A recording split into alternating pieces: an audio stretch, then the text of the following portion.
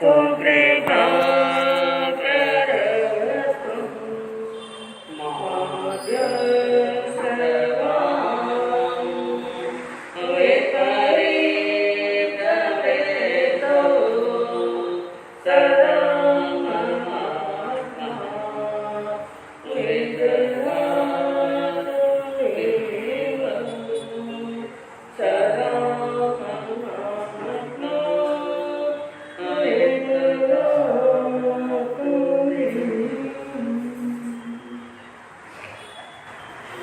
अहिंसा के अग्रदूत त्रयकाल दृष्टा भवी जीवों के तारणहार शाश्वेश प्रभु श्रमण भगवान महावीर स्वामी के चरणों में कोटि कोटि वंदन।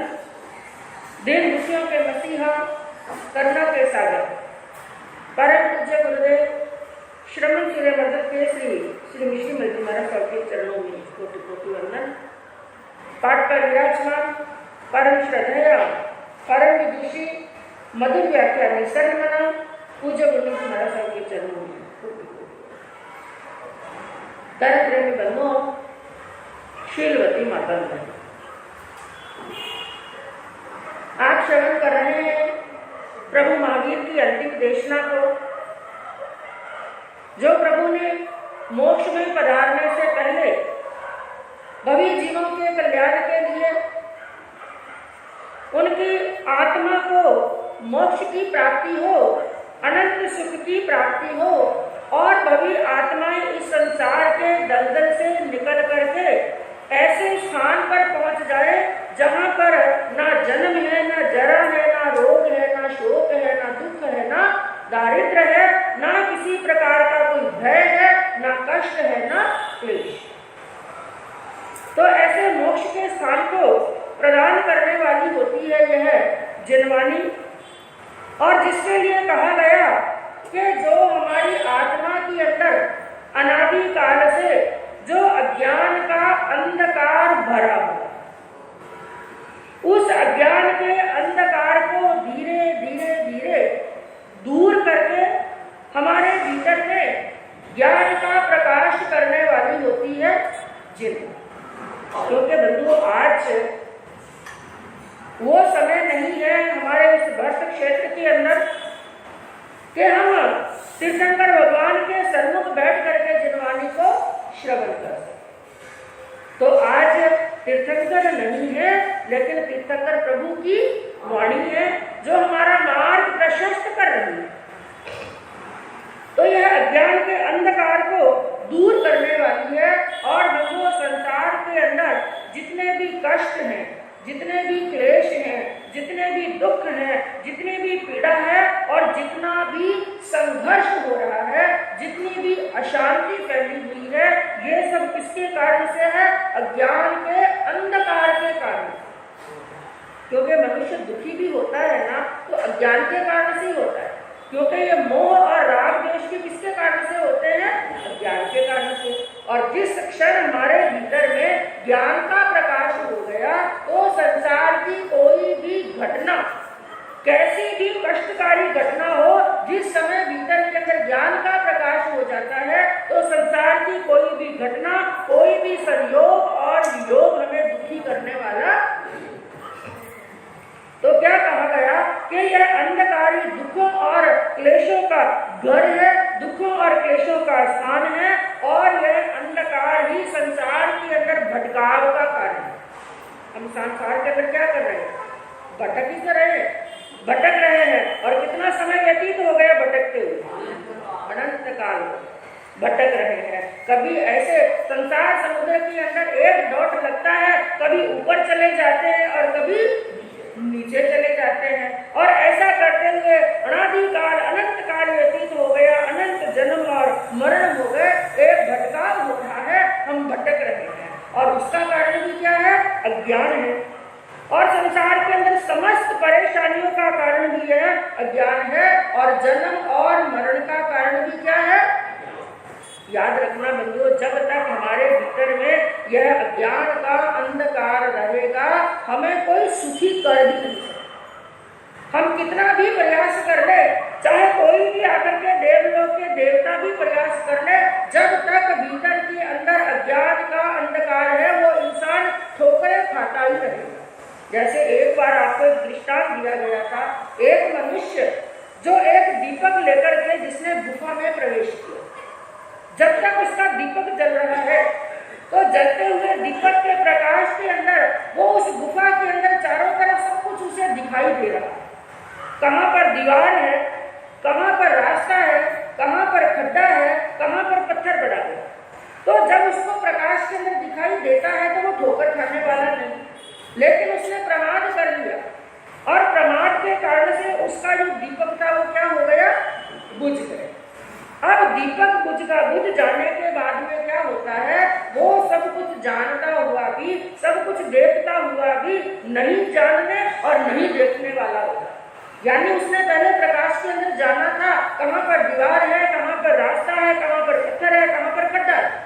उसने जान करके देख करके भी अब दीपक बुझने के बाद में कुछ दिखाई नहीं दे रहा है, इसलिए जानता हुआ देखता हुआ भी किसके समान हो गया, वो बस कुछ दिखाई नहीं दे रहा है। तो उस अंधकार के अंदर वो ठोकरे खाता है, कई बार पत्थर की चोट लगती है, कई बार दीवार से टकरा जाता है, कई बार खड्डे के अंदर गिर जाता है। उसी प्रकार संसार के अंदर भी इन टकराव का और दुखों का, कष्ट का कारण बताया गया है यह अज्ञान। और जिनवानी क्या करती है कि हमारे अंदर छिपे हुए इस अंधकार को, छाए हुए अंधकार को क्या कर देती है, दूर कर देती है। और ये काम एक बार में होने वाला नहीं है बंधु। संसार के अंदर संसार का भी कोई काम आप सीखते हैं, संसार का भी कोई काम सीखते हैं क्या पहली बार में आ जाए, पहली बार में नहीं। उसी प्रकार जिनवानी को रोज रोज पढ़ने से, सुनने से और धीरे धीरे इस पर चिंतन करने से क्या होता है, हमारी आत्मा के ऊपर जो अज्ञान का पर्दा पड़ा हुआ है वो पर्दा क्या होने लगता है, हाँ, दूर होने लगता है। और जिस क्षण हमारे भीतर बंधुओं ज्ञान का प्रकाश हो जाएगा ना, उस समय आनंद कुछ अलग ही होगा। एक छोटा सा दृष्टांत ही देख लो, घर के अंदर अचानक लाइट चली, क्या चली गई। और आजकल की परिस्थिति तो ये है कि इंसान इस करंट के ऊपर, लाइट के ऊपर तो पूरा आधारित हो गया, इलेक्ट्रिसिटी पर आधारित हो गया। चारों तरफ क्या दिखाई दे रहा है, सब कुछ इलेक्ट्रिसिटी पर ही है। तो रात्रि का समय है, चारों तरफ अंधकार है और करंट चला गया और पूरा अंधकार हो गया और 2-4 घंटे तक करंट नहीं आया, क्या परिस्थिति होती है। हाँ, इधर उधर जाम करके देखते हैं, कहीं पर फोन लगाते हैं, उससे पूछते हैं, उससे पूछते हैं, और 4 घंटे के बाद में, जब 4 घंटे के अंदर आप इतने परेशान हुए और 4 घंटे के बाद में एकदम आया, हाँ, एकदम लाइट आई, एकदम करंट आया, तो मन में क्या हो जाती है, क्या हो गया, प्रकाश, सब कुछ दिखाने। ये तो द्रव्य प्रकाश है, यह द्रव्य प्रकाश है। और जब सूर्य उदय होता है उस समय पूरी प्रकृति भी प्रसन्न हो जाती है, पूरी प्रकृति प्रसन्न होती है क्योंकि वो सूर्य प्रकाश देता है। लेकिन ये प्रकाश तो बंधुओं द्रव्य प्रकाश है। अब थोड़ी देर के लिए ये चिंतन करो, जिस क्षण हमारे भीतर में भाव रूपी प्रकाश होगा, जो सच्चा ज्ञान है, जो सच्चा प्रकाश है, वो भाव प्रकाश हमारे भीतर जिस क्षण होगा तो उस समय हमारी आत्मा को कैसी आनंद की अनुभूति होगी। और वो प्रकाश होगा बंधुओं जिनवाणी को श्रवण करने से, जो हम प्रभु महावीर की वाणी को पढ़ रहे हैं, सुन रहे हैं, पठन और पाठन कर रहे हैं। तो जब भी आपके सामने चाहे मूल का स्वाध्याय हो, चाहे अर्थ का वाचन किया जाए, उसके साथ में तन्मय हो जाए कि चाहे बाकी के मैं 22 घंटे 23 घंटे संसार में कैसे भी व्यतीत करूं, लेकिन 1 घंटा इतना दत्त चित्त हो जाना कि बाकी के 23 घंटे भी कैसे निकले, आनंद के साथ इस जिनवानी से जुड़ जाए। तो आपके सामने वर्णन चल रहा था तीर्थंकर प्रभु के अतिशयों के बारे में। और कितने अतिशयों का वर्णन सुना आपने, 9 अतिशयों का, जिसके अंदर का 9वां था सिंहासन। स्फटिक के सिंहासन के ऊपर भगवान विराजमान हुए दिखाई देते हैं। और 10वां बताया गया इंद्रध्वज। क्या बताया गया, इंद्रध्वज। यहाँ पर इस चित्र के अंदर देखिए, ये जो एक ध्वजा दिखाई दे रही है, अलग से क्या दिखाई दे रही है, ध्वजा, इसे कहते हैं इंद्रध्वज, जो बहुत ऊंची होती और रत्नों से जड़ित स्तंभ वाली। इसका जो खंभा होता है, स्तंभ होता है, वो किससे जड़ा हुआ होता है, हाँ, रत्नों से जड़ा हुआ होता है। और इसके ऊपर छोटी मोटी अनेक कई ध्वजाएं लहराती रहती हैं। और सबसे ऊपर एक बड़ी ध्वजा होती है, कई ध्वजाओं के परिवार से यह वेष्टित होती है इंद्रध्वज। और यह इंद्रध्वज की भी विशेषता है कि यह भी अशोक वृक्ष की तरह उन 3 चक्र की तरह भगवान के आगे आगे चलती है। जैसे कल एक धर्म चक्र का वर्णन आया था ना, ये धर्म चक्र नाम का जो अतिशय है, वो धर्म चक्र भी भगवान जहाँ पर विचरण करते हैं, जहाँ पर चलते हैं, जहाँ पर विहार करते हैं, वो धर्म चक्र क्या चलता है? हाँ, आगे आगे चलता रहता है, आगे आगे चलता रहता है। और अशोक वृक्ष के बारे में बताया था, वो भगवान के मस्तक के ऊपर छाया करता है, वो भी अगले वाला अतिशय वही है। तो यहाँ पर इंद्रध्वज के लिए भी क्या बताया? भगवान जहाँ पर पधारते हैं, इंद्रध्वज भी भगवान के आगे आगे चलती रहती है। और 11वां अतिशय बताया अशोक वृक्ष। कौन सा बताया? अशोक वृक्ष, जिसकी अनेक शाखाएं होती हैं, अनेक प्रशाखाएं होती हैं, पत्तों से, फूलों से, पुष्पों से और फलों से, और बड़े सुगंध वाले पुष्प, सुगंध वाले फल उनसे लदा हुआ होता है। जैसे एक आम का वृक्ष मिल रहा है ना, जब उसके ऊपर फल आ जाते हैं और बड़े मीठे सुगंधित उसके ऊपर आम लगते हैं, तो वो वृक्ष कितना अच्छा दिखाई देता है।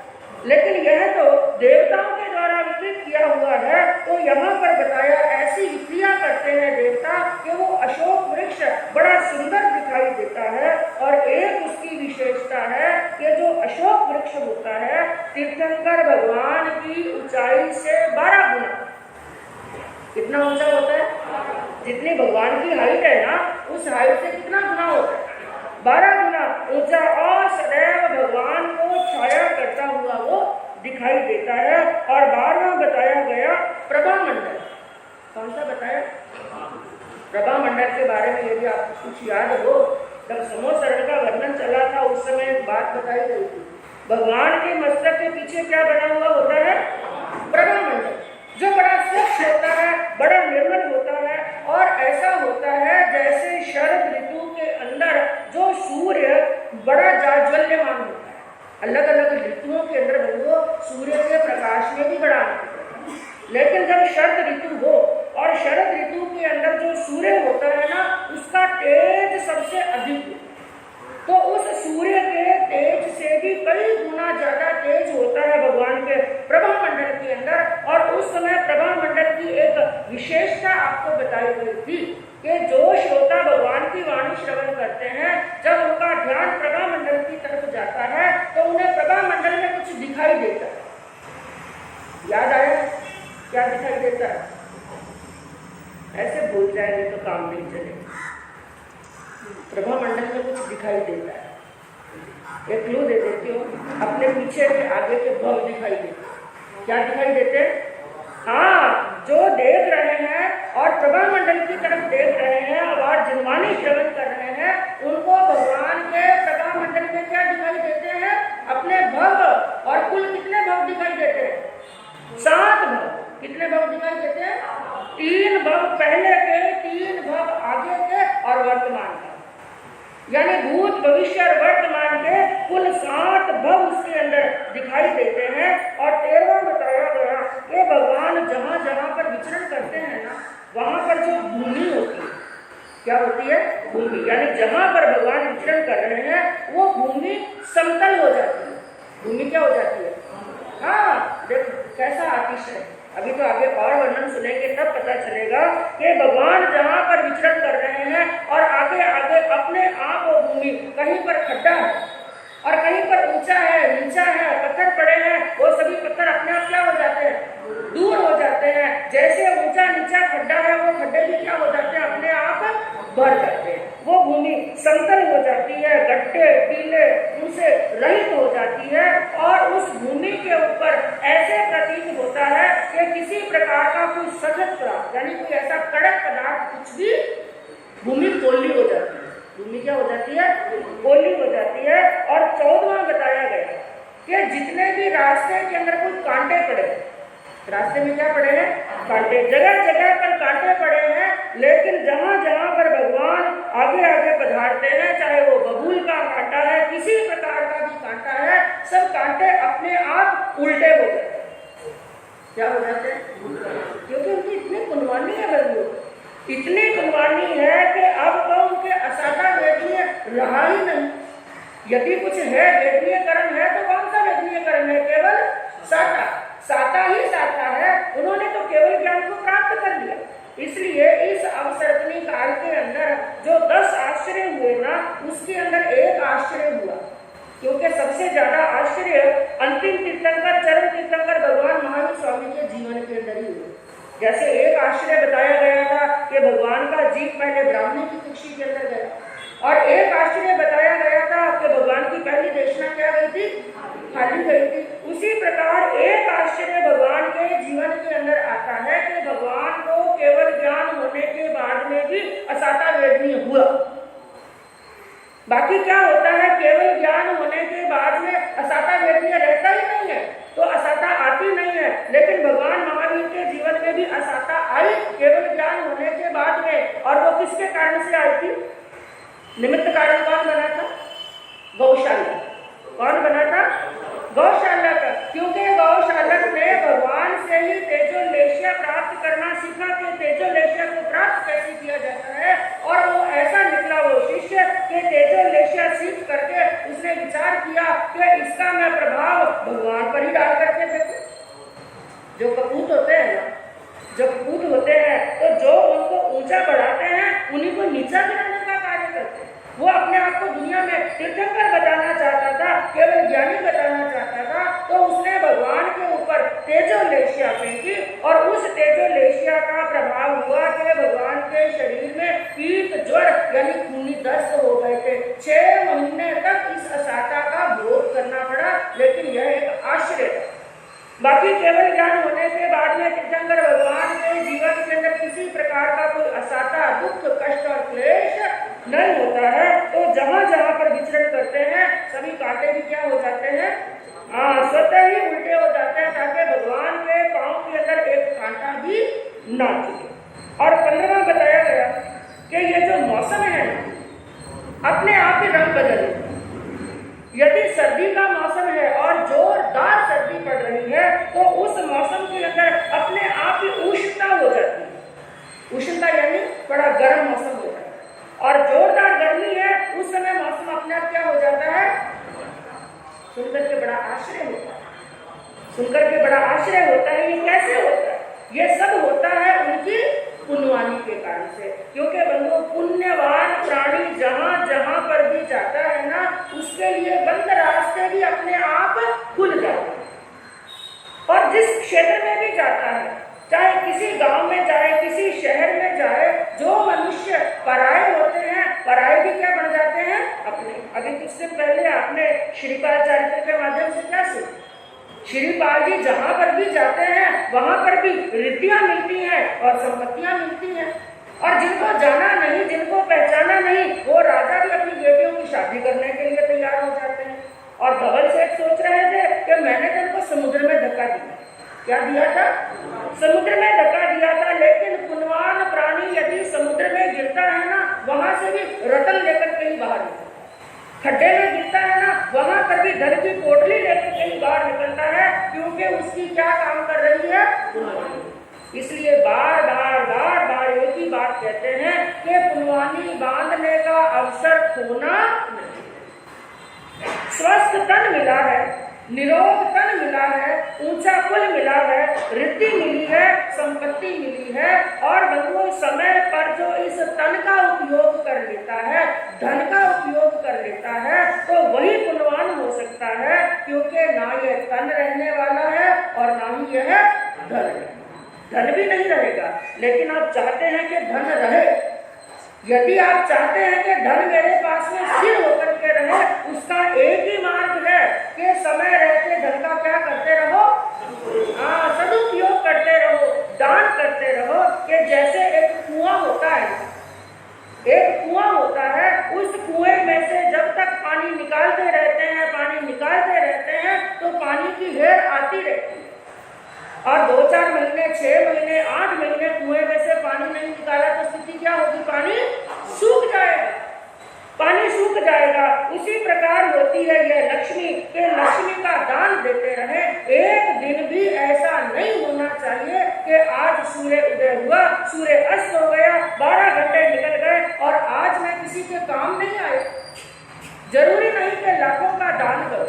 यह जरूरी नहीं है, अपने मन से श्रद्धा के साथ में चाहे किसी भूखे को 2 रोटी ही खिलाओ, चाहे किसी बीमार को थोड़ी औषधि ही दिलाओ, कुछ भी कार्य करो, लेकिन एक लक्ष्य होना चाहिए, आज पूरे दिन के अंदर मुझे अपने हाथों से कुछ ना कुछ जरूर करना है। क्योंकि बंधुओं, जो पुराने लोग होते थे, बड़ेरे लोग होते थे, वो आप लोगों की तरह पढ़े लिखे तो नहीं होते, हाँ पढ़े लिखे तो नहीं होते थे, लेकिन बंधुओं उनके मन के अंदर इतनी करुणा होती और वो इतने सुहृदय होते थे, इतनी दया की भावना होती, मैत्री की भावना होती कि जब तक सुबह उठने के बाद में जब तक मूक प्राणियों को अपने हाथों से कुछ खिलाना, जब तक उनको दाना ना डाल दे, उनका कुछ ना कुछ शुश्रूषा ना कर दे, तब तक अपने मुख में एक पानी की बूंद और अन्न का दाना भी नहीं डालते, पुनवानी बांधते थे। तो ये सब कुछ उनको मिल रहा है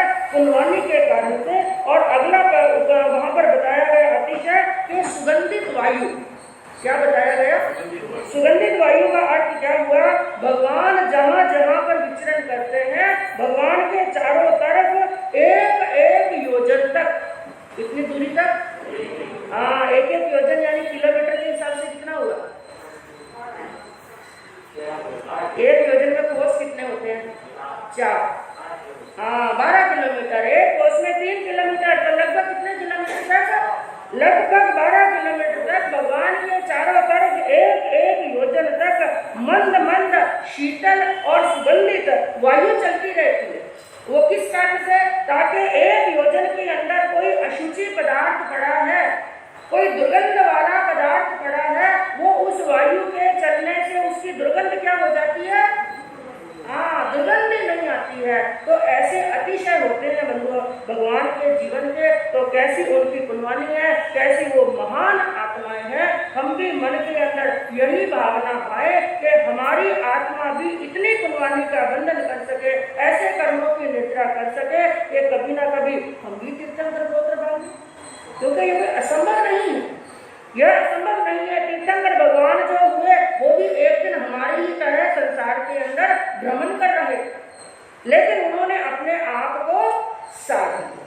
तो हम भी यह जनवाणी सुनकर के बंधु अपनी आत्मा को, अपने मन और वचन और काया को वश में करने का प्रयास करेंगे। तो आगे चलते हैं श्रीमद् उत्तराध्ययन सूत्र की तरफ, जो वाचन चल रहा है। तो सबसे पहले भजन की 4 लाइनें सब एक साथ में बोलेंगे। वीर प्रभु की अमृतवाणी, वीर प्रभु की अमृतवाणी, सुन लो और सुना लो, जीवन सफल बना लो, जीवन सफल बना लो। चलक रही है हर एक पद में तीर्थंकर की करुणा, जिससे जिन शासन जय पाता, आगम सच्चा शरणा। हम भी जीवन पावन कर ले, हम भी जीवन पावन कर ले। इधर उधर मत डोलो, जय जिनवाणी बोलो, जय जिनवाणी बोलो। वीर प्रभु की अमृतवाणी, महावीर के अमृतवाणी, सुन लो और सुना लो, जीवन सफल बना लो, जीवन सफल। जिससे होता तीर्थ का पोषण, जो है साधक शाला,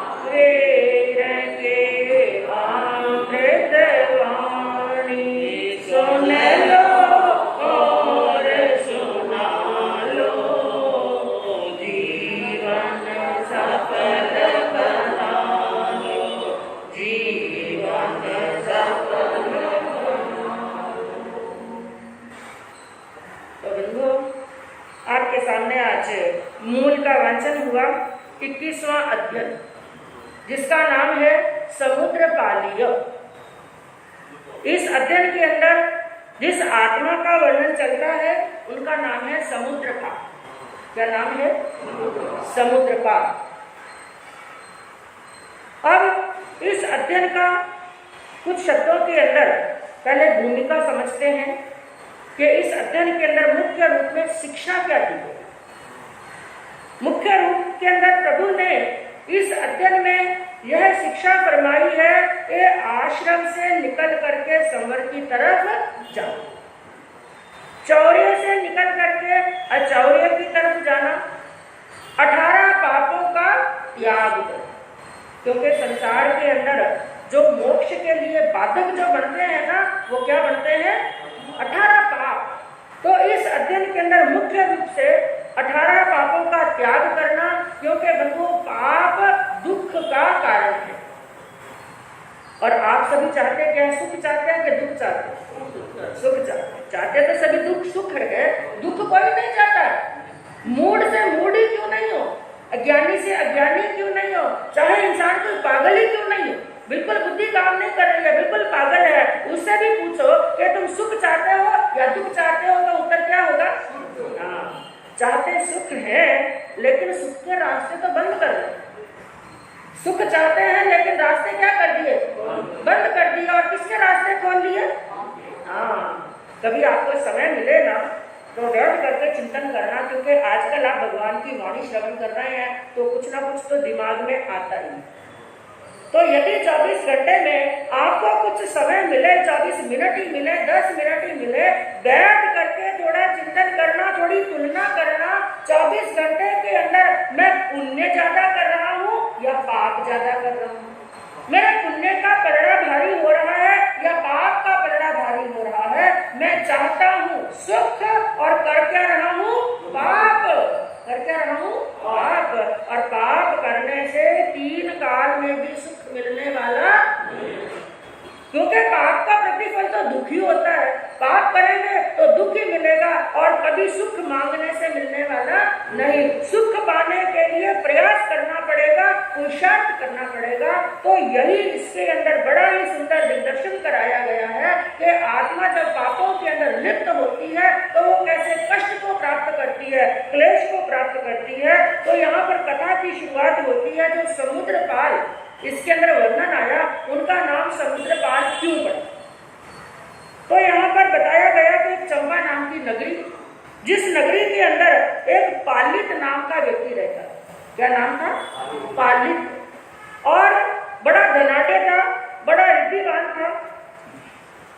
और वो पालित समुद्रों के द्वारा व्यापार करता था। पुराने जमाने के अंदर समुद्री जहाजों से भी, जैसे डबल सेठ जी का वर्णन सुना, तो वो कैसे व्यापार करते थे? समुद्री जहाजों से। और जब समुद्री जहाजों से व्यापार करते हैं, एक बार जहाज लेकर के व्यापार करने के लिए निकलते हैं तो 6-6 महीने, 8-8 महीने और साल 2-2 साल भी निकल जाते हैं, समुद्र की यात्रा करते हैं। इस द्वीप से माल खरीदा, उसमें बेचा, इस शहर से माल खरीदा, उस शहर में बेचा, और करोड़ों का लाभ लेकर के वापिस आते हैं। तो ऐसे ही वो पालित जो चंपा नगरी का रहने वाला था, और एक बार का प्रसंग हुआ कि वो भी अपनी जहाजों को लेकर के निकले, कई गांव के अंदर, कई नगरों के अंदर व्यापार किया, और चलते चलते चलते एक नगर के अंदर पहुंचे जिसका नाम था पिहुंड। क्या नाम था? पिहुंड नाम का नगर था। और वहां पर वो व्यापार कर रहे थे, माल खरीद रहे थे, बेच रहे थे। उस समय एक सेठ जी से मुलाकात हुई। सेठ जी से आमना सामना हुआ, उनसे कुछ दिन व्यापार चला। और बंधु, सामने वाले सेठ जी थे ना, बड़े पारखी थे। उन्होंने देखा ये लड़का जवान है, सुंदर है, और व्यवहार के अंदर दक्ष है, बड़ा नीति का जानने वाला है, और अपने व्यापार के अंदर बड़ी प्रामाणिकता है इसकी।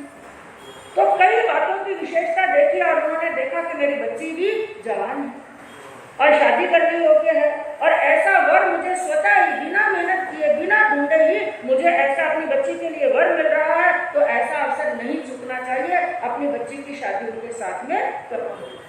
अब पालित की शादी हो गई और अपनी पत्नी को लेकर के अब उसी समुद्री जहाज के अंदर यात्रा कर रहे हैं, गांव नगरों में जा रहे हैं। बड़ा लंबा समय जहाजों के अंदर ही व्यतीत हो गया, और एक समय हुआ कि उनकी पत्नी गर्भवती हुई, और समुद्र के अंदर ही, जहाज के अंदर ही बच्चे को क्या दे दिया?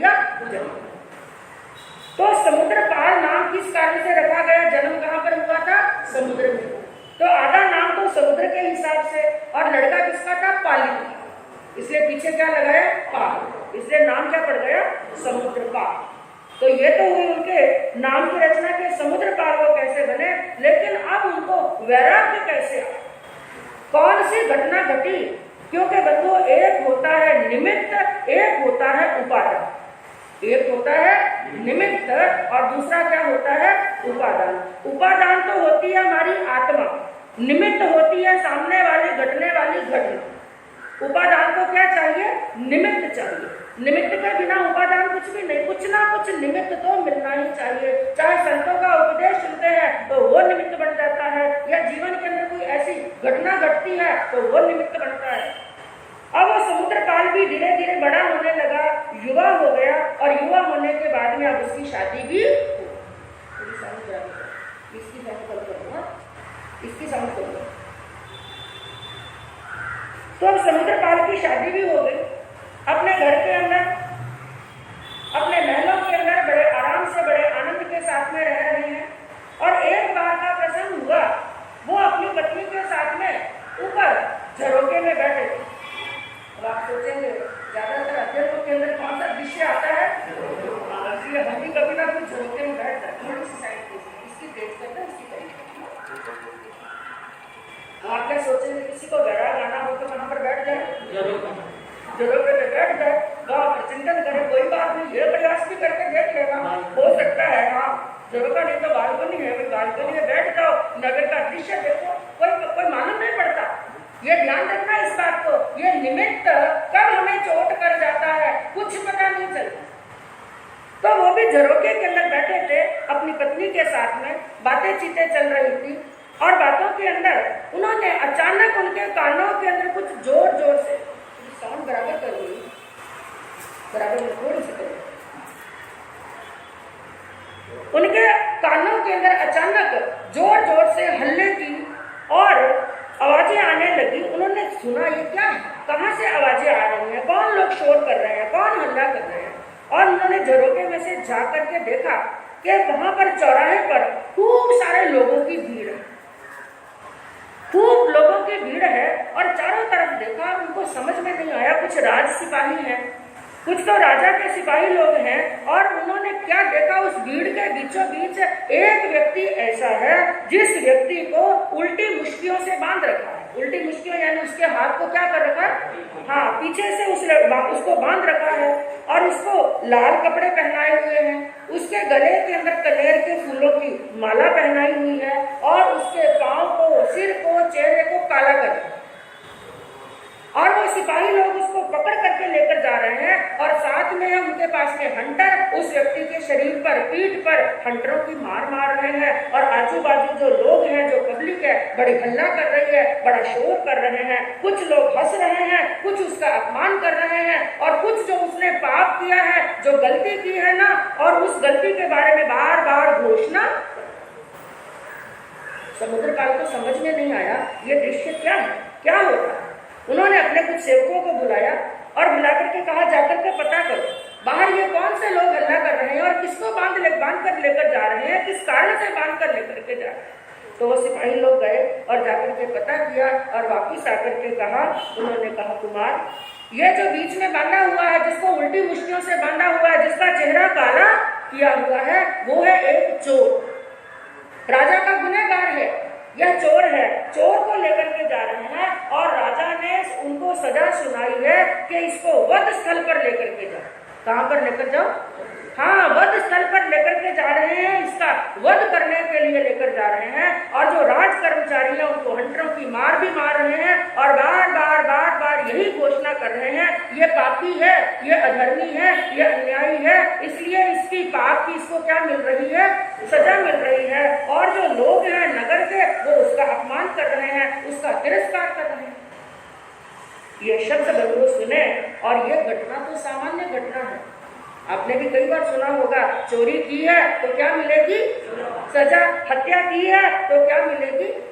थोड़ा माइक बराबर नहीं बेटा, पीछे से आवाज आ रही है, थोड़ी सी साउंड बराबर करो।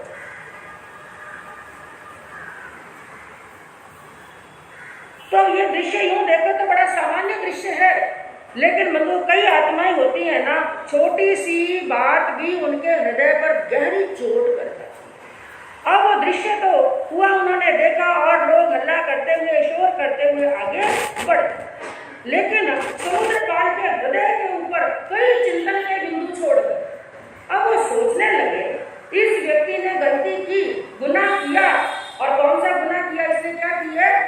चोरी की है। इसकी क्या मिल रही है? सजा मिल रही है।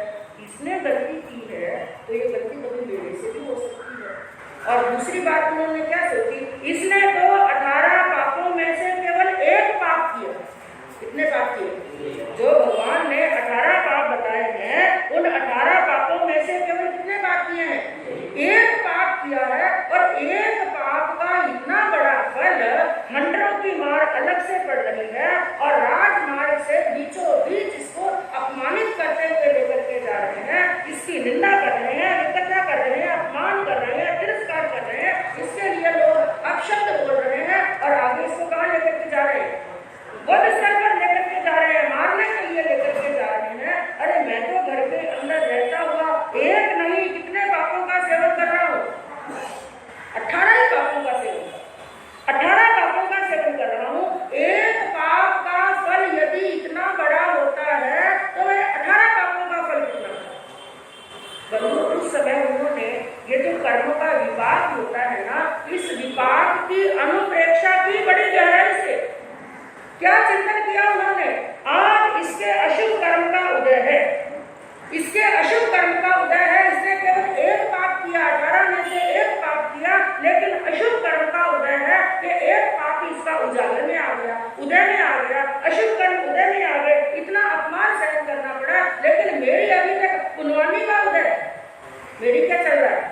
पुनवानी का उदय चल रहा है कि 18 पाप सेवन करने के बाद में भी मैं बड़े आराम से रह रहा हूँ, बड़े आनंद के साथ में रह रहा हूँ। लेकिन इसी प्रकार पुनवानी का भोग यदि मैं करता रहा तो धीरे धीरे पुनवानी की पोटली क्या हो जाएगी?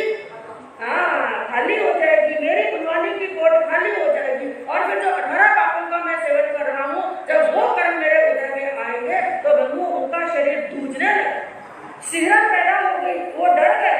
जब मेरे 18 पापों से मैंने जो कर्मों का बंध किया है, वो अशुभ कर्म मेरे उदय में आएंगे। अरे ये तो दुनिया को मुंह में दिखा रहा है, ये अभी तक जिंदा तो है, इसकी सांस तो चल रही है और दुनिया को चेहरा बता रहा है। लेकिन यदि मेरा इतना अपमान हो गया ना, दुनिया के सामने इतना तिरस्कार हो गया, इतना अपमान हो गया, मुझे इस प्रकार से बांधा गया, मेरा इस प्रकार से निंदा और कथा हुई, तो ये सब कुछ मेरे से तो सहन होगा ही नहीं। ये तो फिर सहन कर रहा है, लेकिन मेरे से सहन होने वाला नहीं। मैं 5 आश्रमों का नित्य सेवन कर रहा हूँ और 5 आश्रमों से मेरी आत्मा के ऊपर क्या आ रहे हैं? कर्म। क्योंकि आश्रमों के 5 आश्रमों के द्वार क्या पड़े हैं? खुले पड़े हैं। और वो द्वार खुले पड़े हैं और उनके कर्म आकर के मेरी आत्मा के ऊपर एक बार नहीं, दिन में पल पल, क्षण क्षण मेरी आत्मा के ऊपर आकर के चिपक गए। मैं तो ये चिंतन समुद्र पाल में किया, ये चिंतन कभी आपके दिमाग में आया कि 24 घंटे क्या कर रहे हैं? थोड़ा जोर से। आश्रम के कितने द्वार खुले पड़े हैं? 5 से 5 द्वार खुले पड़े हैं और कितने पापों का सेवन कर रहे हैं? 18 ही पापों का सेवन कर रहे हैं। कोई व्रत नहीं है, कोई नियम नहीं है, कोई प्रत्याचार नहीं है। और दुकान पर जाकर के बैठते हैं ना, तो ये व्याख्यान में कही हुई बातें, शास्त्र की कही हुई बातें, स्थानक में साधु संतों के द्वारा कही हुई बातें तो कहाँ पर चली जाती है? पाताल में कूद जाते हैं। धर्म क्या होता है, अधर्म क्या होता है, पुण्य क्या होता है, पाप क्या होता है। जब दुकान के अंदर बैठे हैं, माल सामने पड़ा है, ग्राहक सामने खड़ा है, उस समय ये धर्म की बातें दिखाई देती है क्या? नहीं। उस समय केवल क्या दिखाई देता है? बस ये दिखाई देता है। उस समय ये याद नहीं आता, अरे इसको कमाने के लिए जो पापों का मैं सेवन कर रहा हूँ, इसका जब भुगतान करना पड़ेगा, उस समय मुझे छुड़ाने के लिए आने वाला। और बंधुओं, जब अशुभ कर्म उदय में आते हैं ना, परिवार कितना भी बड़ा क्यों ना हो, कितना भी प्रेम करने वाला क्यों ना हो, कितने भी सगे हो, कितने भी मित्र हो, कितने भी अपने हो, लेकिन जब दुख की घड़ी सामने आती है, उस समय अपने भी क्या बन जाते हैं? कोई अपना नहीं है। ये अपने कब है? संसार के लोग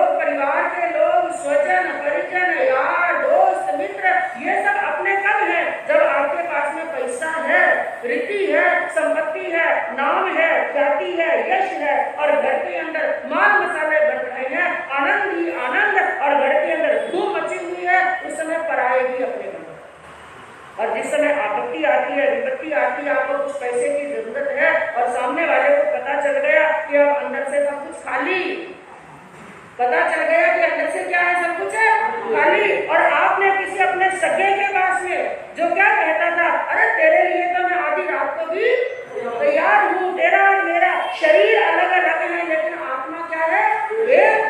ऐसा कहने वाले के पास में भी जब आपत्ति में फंसे हुए होते हैं और 2-4 लाख की आपको आवश्यकता पड़ी, इमरजेंसी पड़ी और आपने फोन किया, तो क्या परिस्थिति होगी, आप अपना ही अनुभव बताओ। हाँ, फोन उठाएंगे नहीं पहली बात तो, और उठाएंगे तो वहां पर टावर आना कम हो जाए। हाँ, आवाज नहीं आ रही है, फोन कट कर देंगे, और ज्यादा आपने परेशान किया तो आपका नंबर ब्लॉक, आपका नंबर क्या हो जाएगा, ब्लॉक। क्योंकि अशुभ कर्म ऐसे ही होते हैं, जब अशुभ कर्म मुझे में आते हैं ना, चारों तरफ से सभी रास्ते बंद, ऊपर वाला ही ब्लॉक कर देता है। वो दोस्त क्या ब्लॉक करेगा, ऊपर वाला ही सभी रास्तों को क्या कर देता है, ब्लॉक कर देता है। तो समुद्र पाल ने क्या चिंतन किया, वो सोचने लगे, अरे जब मेरे कर्मों का उदय आएगा, अशुभ कर्मों का उदय आएगा, ये तो दुनिया को मुंह दिखा पा रहा है, लेकिन मैं तो किसी को मुंह भी नहीं दिखा सकता, मैं इतना अपमान सहन नहीं कर सकता। वो अंदर से डर, अंदर से जूझने लगे, मेरे से ये सब कुछ सहन होने वाला नहीं। और उन्होंने 12 भावना के वाली जो आश्रम भावना, 12 भावना में कौन सी भावना आती है, आश्रम भावना, वो भावना भाई उन्होंने क्या कहा, जगवासी घूमे सदा मोह नींद के जोर। ये संसार वाले किसमें घूम रहे हैं, मोह की नींद में, मोहंत बने हुए मोह की नींद में घूम रहे हैं। जगवासी घूमे सदा मोह नींद के जोर, सब लूटे नहीं दी सदा एक कर्म चोर तुम हो। चारों तरफ से कौन लूट रहे हैं, कर्म लूट रहे हैं, ये उनको दिखाई नहीं देता। और सममिति की पहचान क्या बताई, वो एक नाव की तरह रहता है। कैसे रहता है, नाव की तरह। कैसे कि एक नाव पानी में चलती है, उसको चलने के लिए क्या चाहिए, पानी, पानी के बिना तो नाव चल नहीं सकती, लेकिन पानी के ऊपर ऊपर रहती है, पानी के ऊपर चलती है, लेकिन पानी को अंदर नहीं लेती। समझ में आई बात, पानी के ऊपर चलती है, पानी का स्पर्श जरूर करती है, लेकिन पानी को भीतर में नहीं लेती है, और पानी भीतर में आ जाए तो क्या होगा, नाव डूब जाए। लेकिन मनुष्य जो मोह नींद में फंसा हुआ है, वो क्या करता है, संसार में केवल जीता नहीं है, बल्कि संसार को भीतर में लेता है। संसार को किसमें लेता है, संसार में जियो, संसार में जीना गलत नहीं है, संसार के भीतर रहना गलत नहीं है, लेकिन संसार को भीतर में लेना गलत। इस बात को समझना, संसार के भीतर जीना गलत नहीं है, गलत क्या है, संसार को भीतर में लेना। भीतर में ले लेने का अर्थ क्या हुआ, ये भी मेरा, घर भी मेरा, परिवार भी मेरा, धन भी मेरा, पत्नी भी मेरी, गाड़ी भी मेरी, बंगला भी मेरा, ये भी मेरा और वो भी मेरा। अरे मूढ़, अरे अज्ञानी, भगवान क्या कहते हैं, अरे मूर्ख, ये तन भी तेरा नहीं है, तेरे भीतर चलने वाली सांसें भी तेरी नहीं है। लेकिन वो अज्ञान के अंदर फंसा हुआ क्या कहता है कि संसार के अंदर सब कुछ मेरा है। और ये चिंतन किया उस समय समुद्रपाल ने कि ऐसे पापों का भोग मेरे से सहन होने वाला नहीं है। और यही चिंतन करते करते करते बंधु उनको आ गया वैराग। वैराग तो आपको भी कई बार आता है, हाँ आया ना वैराग, हाँ ये वैराग भी कई तरह का हो। आजकल इंसान कई तरह के होते हैं ना, उसी प्रकार ये वैराग भी कई प्रकार का होता है। एक होता है मसानिया वैराग, ये तो कई बार आया, किसी अपने को, स्वजन को, जवान को, जिसके पास में करोड़ों की संपत्ति है, अपने छोटे छोटे बच्चों को छोड़ करके चला गया और मसान के अंदर उसकी चिता को धूमू करते हुए, जलते हुए देखते हैं, तो बंधु कितना जोरदार वैराग, बड़ा जोरदार वैराग आता है। अरे ये चला गया, सब कुछ छोड़ गया, धन संपत्ति छोड़ गया, पत्नी को, बच्चों को, घर पूरा परिवार सब कुछ छोड़ करके चला गया, ये खाली हाथ गया है, तो मैं कौन सा कुछ साथ में लेकर के जाऊंगा। संसार के अंदर साथ में कुछ चलने वाला नहीं, बड़ा जबरदस्त वैराग है। और बाहर निकले, शमशान घाट से बाहर निकले, घर तक पहुंचे, घर तक पहुंचे वैराग क्या हो गया, आधा तो वहीं को गुजर गया। और फिर आकर के क्या, ठंडे ठंडे पानी से सना, और वैराग भी क्या पड़ गया, ठंडा। तो ये होता है मसानिया वैराग। और एक होता है बखानिया लैला। व्याख्यान के अंदर जम्मू जी की बातें चलती है, अरे कितनी पत्नियों को छोड़ा, 8 को छोड़ा। धन्ना जी ने कितनों को छोड़ा, 32 को छोड़ा, और एक धन्ना जी ने 8 को छोड़ा, और नमीराज ऋषि ने कितनों को छोड़ा, 1008 रानियों को छोड़ा। और चक्रवर्ती कितनों को छोड़ते हैं, 64,000 रानियों को छोड़ करके गढ़वाल का त्याग करते हैं। तो मन में विचार आता है, अरे 1008 को छोड़ सकते हैं, 64,000 को छोड़ सकते हैं, मेरे तो कितनी है, क्या पड़ा है घर के अंदर, कुछ भी नहीं है। इसलिए गढ़वाल छोड़ करके क्या ले लो, रिक्शा। ये लड़ा कब तक, जब तक बाबाजी फरमा रहे। व्याख्यान पूरा हुआ, मंगलिक सुना, जयकारा हुआ, बैठ का झटका, इतना जबरदस्त बैठ का झटकते हैं, साधु संत समझ लेते हैं। और वो श्रावक क्या कह रहे हैं, बाबाजी ये बैठ का झटका समझ लो, वैराग भी यहीं पर झटक दिया। आपका काम था कहने का और हमारा काम था सुनने का। और एक बार किसी का वैराग आया, खिचड़िया लगा। कौन सा वैराग, कभी प्रसंग आएगा तो बताएंगे कि जैसे साधु संतों के पात्र के अंदर माल आता है, मसाला आता है, सत्रह से भोजन आते हैं, कई व्यक्ति विचार करते हैं, अरे हम तो दाल रोटी मुश्किल से कमाते हैं, और साधु संत कमाने के लिए कहीं जाते नहीं है, और खाने के लिए क्या मिलते हैं, माल और मसाले। इसलिए साधु बना ही अच्छा है। और एक होता है खटपटिया वैराग। कौन सा वैराग आया कभी, पहले जान को कहते किसे, घर में खटपट हो गई, घर में क्या हो गई, पति पत्नी के बीच में, बाप बेटे के बीच में, भाई भाई के बीच में क्या हो गई, खटपट हो गई। और खटपटिया वैराग भी बड़ा जबरदस्त होता है। 2 मिनट के अंदर एक किस्सा बताऊं बंधु, कैसे आया खटपटिया वैराग। खटपटिया वैराग आया दादाजी, किसको आया, दादाजी को, क्योंकि दादाजी को सबसे लाडला कौन होता है, अब पोते को खिलाते हैं, घुमाने के लिए ले जाते हैं, उसके लिए अच्छी अच्छी चीजें लाते हैं, और पूरा दिन मस्ती करते हैं उस पोते के साथ में। एक दिन ना जाने क्या हुआ, पोते को क्या सूझा, उसने क्या किया, दादाजी का जूता उठाया, और दादाजी का जूता उठा करके दादाजी के सिर पर 3-4 दे दिया। मना करते करते भी दादाजी ने, क्योंकि आपकी छाती में भी लाट पोते ने कई बार मारी, तो 3-4 जूते सिर पर दे मारे। ना जाने दादाजी को बड़ा गुस्सा आया, इतना लाड करता हूँ, प्यार करता हूँ, और इतनी चीजें खाने के लिए लाता हूँ, और ये फिर भी पोते ने आज मेरा इतना बड़ा अपमान कर दिया, मेरे ही जूते से मेरा सिर फोड़ दिया। अरे सच में साधु संत बिल्कुल सही कहते हैं कि दुनिया के अंदर अपना कोई भी, दादाजी को क्या आ गया, वैराग आ गया, निकल गया घर से, कुछ नहीं रखा घर के अंदर। और स्थानक के अंदर संत विराजमान थे, उनके पास में गए, और संतों ने देखा ये अचानक आना कैसे हुआ। कोई बेटाइम आते हैं ना श्रावक, उस समय मन में विचार आता है, इस समय आना कैसे हुआ। संतों ने पूछ लिया, उन्होंने कहा बाबाजी आप जो कहते हैं ना वो एकदम सत्य, सचमुच आज तो मैंने देख लिया, संसार के अंदर कोई अपना नहीं, किसी को कितना भी चाहो ना कोई अपना नहीं है, इसलिए आप मुझे अपने पास रख लीजिए, अपना चेला बना। संतों ने कहा बड़ी अच्छी बात है, जागे तभी सवेरा, इस उम्र में जागे कोई बात नहीं, विराज। एक समय दिलाई और धर्म ध्यान की बातें होने लगी। अब एक समय हुई तो संतों ने कहा श्रावक जी अब दूसरी समय, एक में और एक ले लो, दूसरी समय भी ले ली। लेकिन तब तक 1 घंटा 1.25 घंटा निकल गया, और गुस्सा धीरे धीरे धीरे गुस्सा क्या हो गया, गुस्सा ठंडा हुआ, और याद किसकी आई, पोते की याद आई। क्या कर रहा होगा, उसने भोजन किया कि नहीं किया, पोते की याद आने लगी। और दूसरी समय की बड़ी मुश्किल से हुई, जैसे तैसे करके वो समय हुई, बैठ का समेटा और उठे। संतों ने कहा श्रावक जी कहाँ जा रहे, कब आगे कर करे मान लें। अरे अभी तो आपने कहा घर में क्या रखा है, कुछ भी नहीं है, यही करो। बाजी ठीक है, आप जो कहते हैं वो सही है, आप साधु आप कह सकते हैं, हम तो आपकी दृष्टि है, ये ऊंचा नीचा चलता रहता है, हो गया एक बार जाकर के आज वापिस आऊंगा। अरे श्रावक जी कुछ नहीं रखा है घर के अंदर, केवल अपमान रखा है, तिरस्कार रखा है, स्वार्थ भरा हुआ है, कुछ भी नहीं। यहाँ पर रहो, धर्म ध्यान करो, दीक्षा ले ली हो तो लेना, आप धर्म ध्यान तो करो। उन्होंने कहा बाजी ठीक है, मुझे थोड़ा जाने दो, एक बार चक्कर काटते आते। और साधु जी को ना जाने क्या सुझा, हाथ पकड़ करके जबरदस्ती नीचे बिठाने लगे।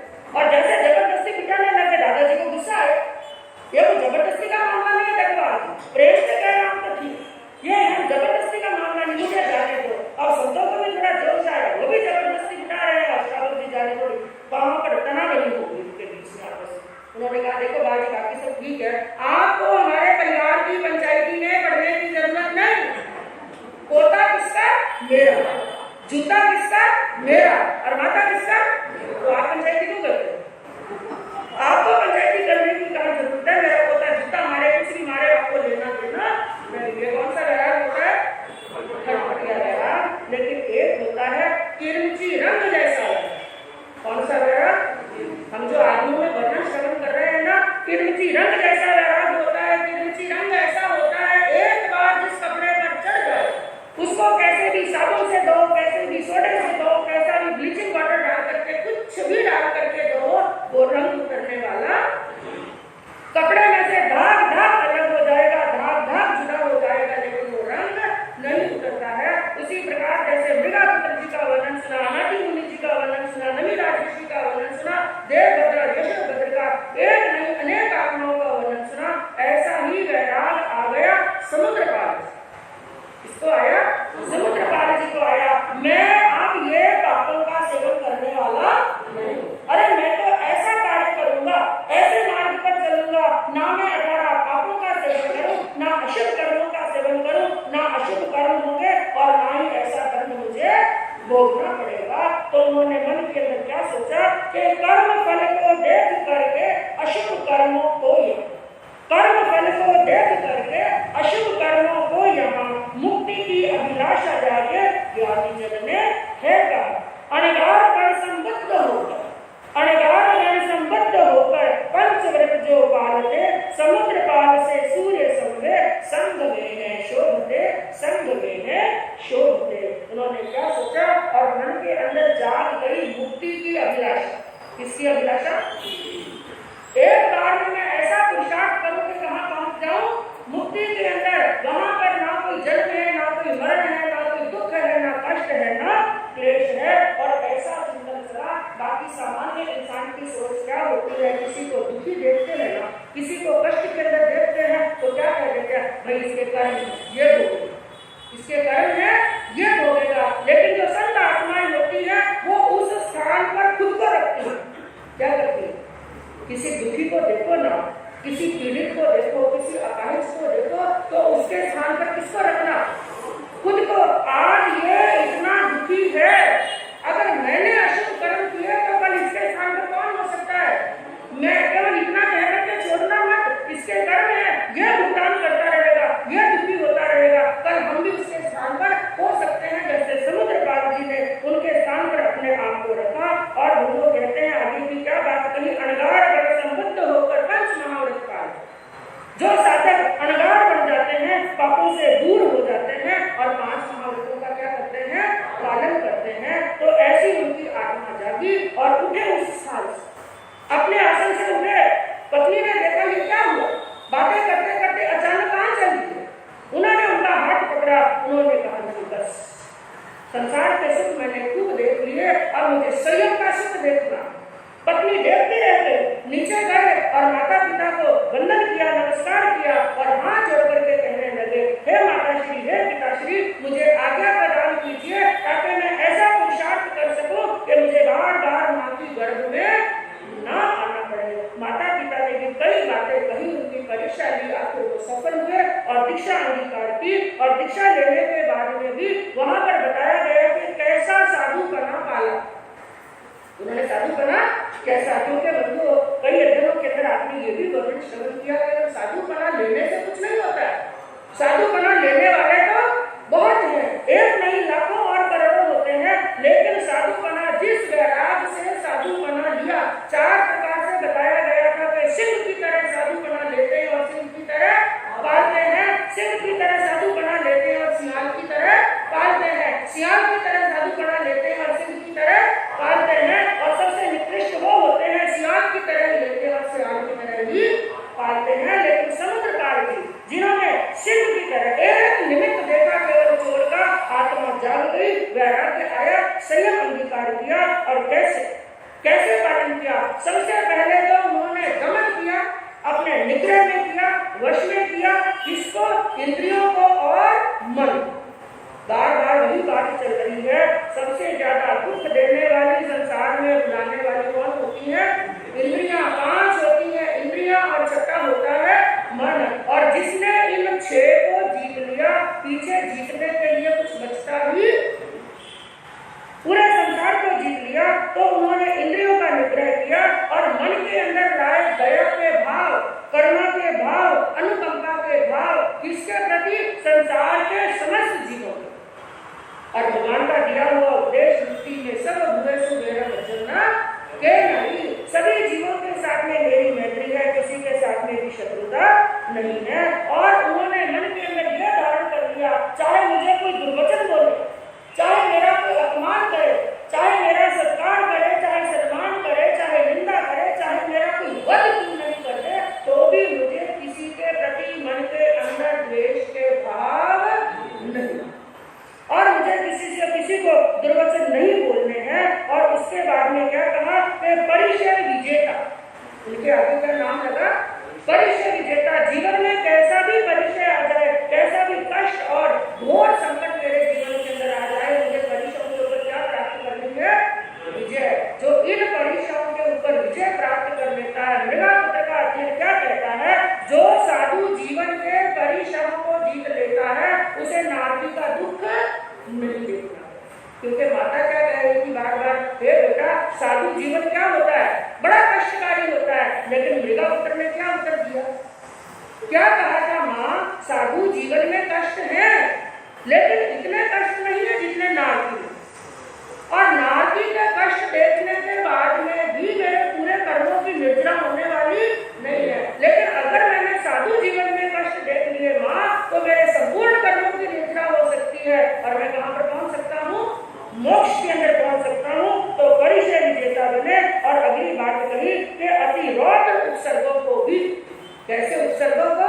अति रौद्र। अति रौद्र का अर्थ क्या होता है? एक होता है निंदा होना, विकटता होना, लेकिन कई बार साधु के जीवन में ऐसे उपसर्ग आते हैं जो बड़े अति रौद्र होते हैं, जैसे गशु कुमार जी के जीवन में, यानी जिनको सहन करना क्या होता है? बड़ा ही मुश्किल होता है। लेकिन ऐसे उपसर्गों को भी कैसे सहन किया? शांति। और सच्चे साधु की पहचान वही बताई है जो अपने स्व में रमन कर देता है, बाहर के प्रपंचों को छोड़ देता है। तो समुद्रपाल जी ने भी यही सोचा, मुझे इन पकड़ों से कुछ लेना देना नहीं, संसार के प्रपंचों से कुछ लेना देना नहीं है। दुनिया से मुलाकात मैंने बहुत कर ली, और अब किससे मुलाकात करनी है? कल यही प्रसंग चला, गुरली भैया ने फरमाया था कि दुनिया से मुलाकात करनी आसान है साथी, दुनिया से मुलाकात करनी आसान है साथी, पर तुझसे मुलाकात करनी बड़ी मुश्किल है। कौन है, कहाँ रहता है, किस गांव में रहता है, क्या काम करता है, इसके कितने लड़के हैं, ये जानकारी करना बड़ा आसान है। लेकिन मैं कौन हूँ? आचार्य सूत्र की शुरुआत होती है, उसमें सबसे पहला प्रश्न यही आया, मैं कौन हूँ, कहाँ से आया हूँ, कहाँ पर जाऊंगा, किस लिए आया हूँ, क्या करने के लिए आया हूँ, और क्या मैं कर रहा हूँ। क्या हमारे पास में इनमें से एक प्रश्न का उत्तर है? हम कौन है? हाँ, आत्मा। ये सोच करके जाए हम आत्मा है, लेकिन कहाँ से आए हैं, कहाँ जाएंगे, किस लिए आए हैं, क्या करने के लिए आए हैं? इसलिए हमें कभी ना कभी बैठ करके इन प्रश्नों का उत्तर ढूंढने का प्रयास अवश्य ही करना चाहिए। और जिससे इन प्रश्नों का उत्तर मिल गया तो संसार में कोई जानकारी करने की आवश्यकता नहीं। तो बंधु समुद्रपाल ने भी संयम जीवन अंगीकार किया और संयम लेकर के अपनी आत्मा के कल्याण का मार्ग प्रशस्त किया। इसी भावना के साथ में शांति आग में टिके की पाटिल का अवसर करें। आग में टिके बनते तंजना सुता गमे अथा गमे तदु भया गमे। इस तरह 3 प्रकार आगम ज्ञान के विषय में जो कोई विचार लागू हो तो आलो जम वाइनम मच्चा मेलियम विनक्षरम कचक्षरम पैनम विनयनम जोगिनम दोषिनम सुटु दिनम पुटु पड़ीथियम। अकाले को सज्जाओ काले न को सज्जाओ असज्जाए सज्जाए सज्जाए न सज्जाए बढ़ता गुणता विचारता ज्ञान और ज्ञानवंत पुरुषों की आसाधना की हो तो तस्वीर।